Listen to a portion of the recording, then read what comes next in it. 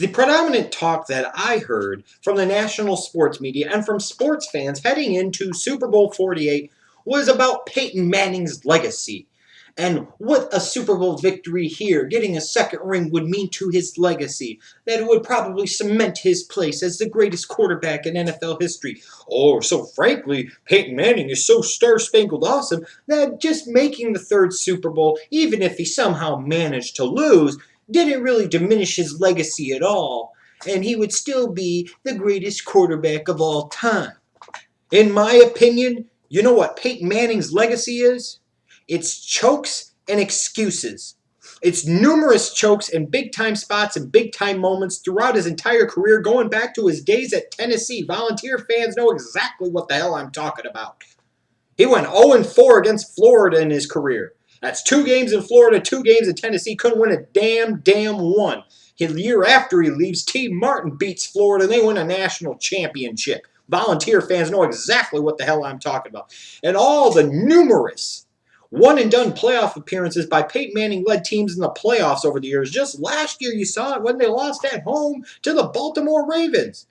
And it's about the excuses.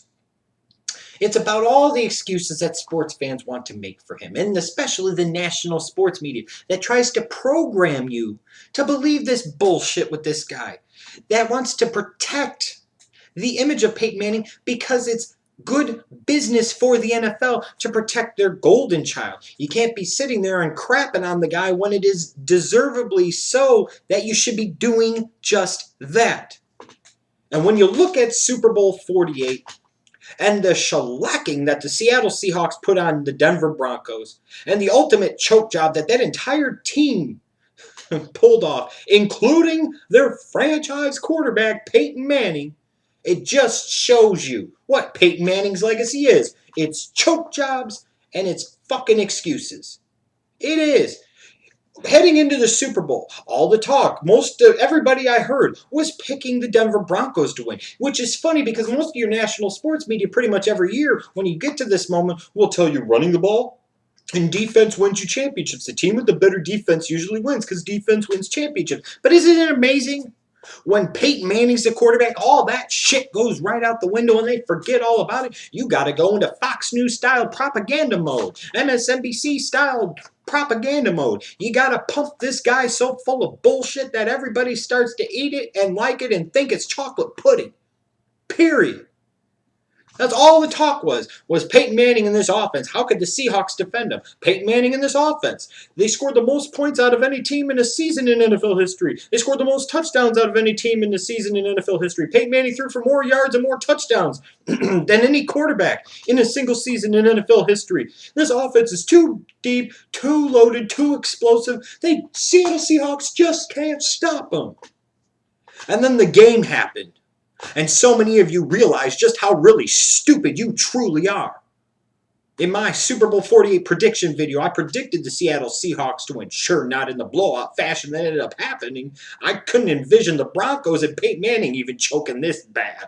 And this was bad. This was boo-boo. But the reason was many things. And that was, you look at Seattle's top-ranked defense, Denver's top-ranked offense. And you say it's a wash. I'll take Seattle's offense over Denver's boo-boo-ass defense.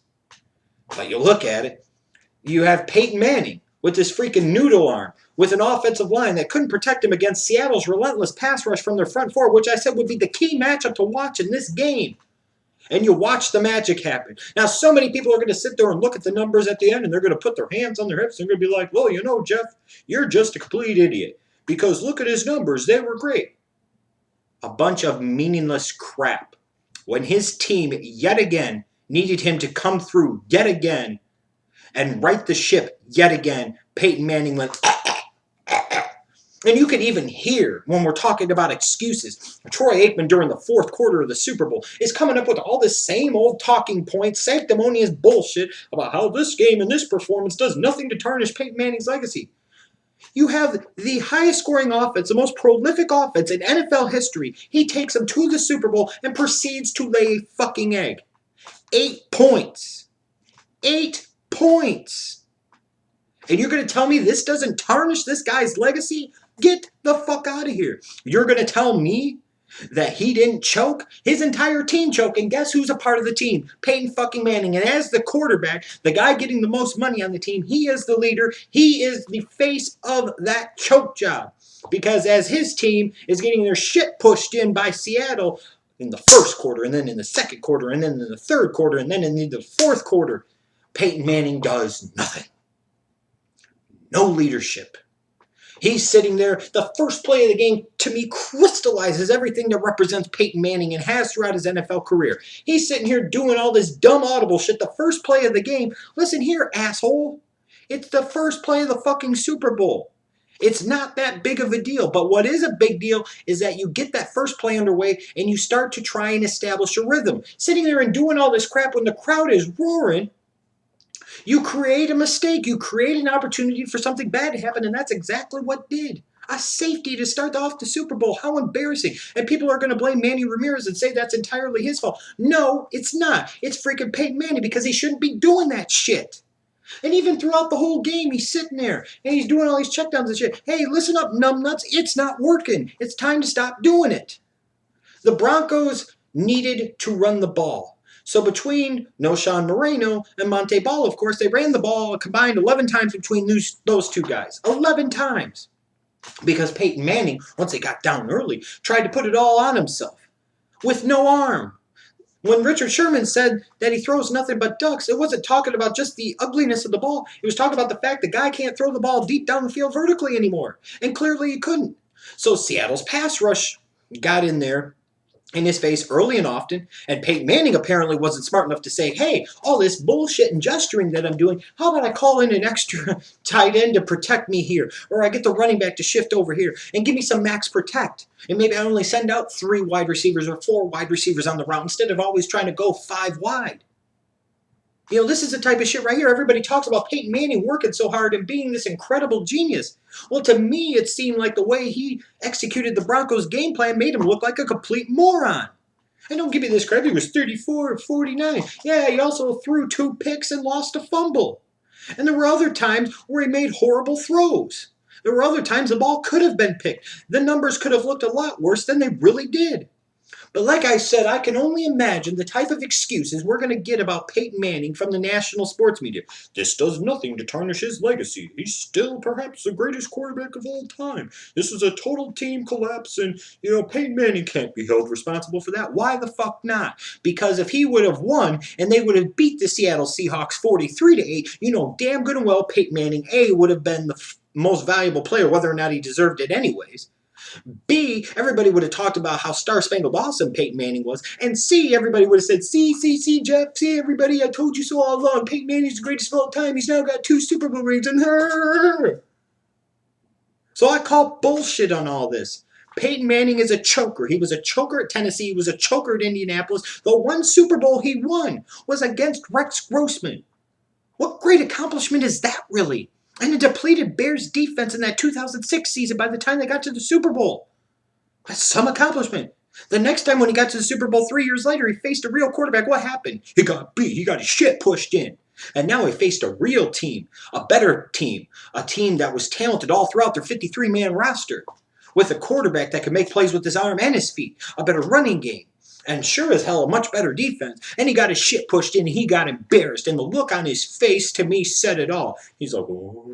I'm like, ha, ha, ha, ha. And the great thing about this is that history would indicate, since it's been more than 20 years that a Super Bowl loser makes it back to the Super Bowl the next year, you have to go all the way back to the Buffalo Bills in the 1993 season when they did it, that the Denver Broncos are not going to make it back to the Super Bowl in Super Bowl 49. No matter how much the national sports media tries to tell you they will next year, they're full of shit. And then they won't make it again in Super Bowl 50, and who knows, Peyton Manning might not even be there. This might have been the last game of Peyton Manning's career. We never know.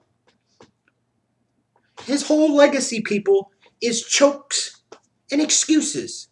The chokes from him and his teams over so many years. Jim Irsay was right when he sat there and said, it's great that Peyton Manning could put up all these phenomenal numbers, but what do you have to show for it? 1 trophy in Indianapolis, 1 trophy. And with all the great numbers that Peyton Manning put up this year, guess what? They were just the last loser. But they were one of 31 losers. They got embarrassed. They got shellacked. They got destroyed. That Broncos offense looked like a joke. Hell, Even John Elway's Denver Broncos of the 80s managed to score 10 points in a couple of Super Bowls. I'm just saying. I'm just saying. This is the 5th Super Bowl that the Denver Broncos organization has lost. And it will amaze me to read and hear and talk to people over the next several days and hear them try to justify why the Broncos weren't that bad and they just had a bad game. And Peyton Manning, he's not to blame. He's just one player. But yet if he would have won, everybody would have been kissing his ass and sucking him off something fierce and been talking about him being the greatest quarterback of all time. And one last thing I need to point out. I saw people posting this crap on Twitter throughout the game. And we need to correct this, and we need to correct this now. They were sitting there and thought it was cute to have Peyton Manning pull off his mask, and it's Eli underneath. People were like, oh, it looks like Eli's playing for the Broncos tonight. We need to correct something. We need to correct something right now. Eli Manning has been to 2 Super Bowls. One fewer than his brother Peyton Manning now. Eli Manning has won 2 Super Bowls. Peyton Manning has only won 1. Eli Manning has won as many Super Bowls, 2, as Peyton Manning has lost 2. Eli Manning is undefeated in the Super Bowl. Peyton Manning has a .333 winning percentage in the Super Bowl. So all those people making those jokes, clearly Peyton Manning is the all-time better quarterback compared to his brother. But his brother sure as hell is not nearly the choke artist that Peyton is. Why do I say that? Because Eli's got 2 rings to show for it, and Peyton's only got 1. Don't buy the bullshit. Don't buy the excuses. A choke is a choke is a choke is a choke. If the Seattle Seahawks would have lost tonight's game 43-8, everybody would be clowning them, and everybody would be talking about the fact that their defense didn't show up, that Peyton Manning and all his star-spangled Caucasian awesomeness sat there and destroyed the Seattle Seahawks defense. Richard Sherman got his just desserts and all his other bullshit, and they choked. Oh, but now it's 43-8. Seattle kicked the shit out of Denver, and Denver couldn't score until the game was well out of reach. But it's not Peyton Manning's fault, right? Get the fuck out of here. I'm tired of everybody kissing this guy's ass. Once a choker, always a choker. And that will ultimately be Peyton Manning's legacy. It's nothing but choke jobs and a bunch of excuses.